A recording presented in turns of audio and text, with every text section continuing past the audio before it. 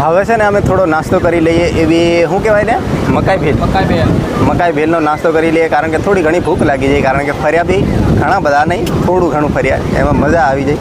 અને આ ઊંટ પર બેસીને તો એ મજા લઈ જેમ રાજાની જેમ જિંદગી જીવતો હોય ને એમ લાગતું હતું કે ગણપત તો મજા લઈને એટલે આ ચારે બાજુ પાછો જોતો જાય ઊંટમાં કોણ બેસીને જાય એમ. કેવું ગણપત?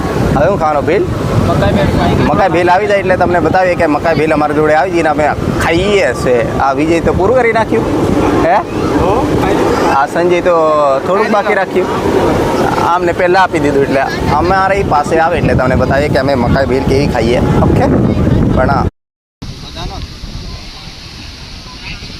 મકાઈ ભેલ ખાવા મજા એટલી આવે ને કે આ મકાઈના દાણા ને શિવ મમરા ને બીજું રાતલી છે મજા કરી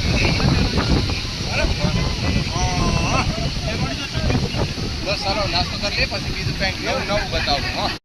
અહીંયા તમે જોઈ શકો ગણપત પાસે મકાઈ ભેલ છે, એ વિસ્તારથી તમને બતાવી દેશે કે પુલિયો કેટલો મોટો છે, કેટલો મોટો છે. જો કેટલી આપી મકાઈ ભેલ, વાટકું ભરીને આ વાટકું ભરીને ગણપતિ મકાઈ ભેલને પૂરી કરી નાખશે. ને પેલી બાજુ અરવિંદ તો લે ટેબલ પર મૂકી દીધું અને ડાકરી હાથે લગાવવાનું ચાલુ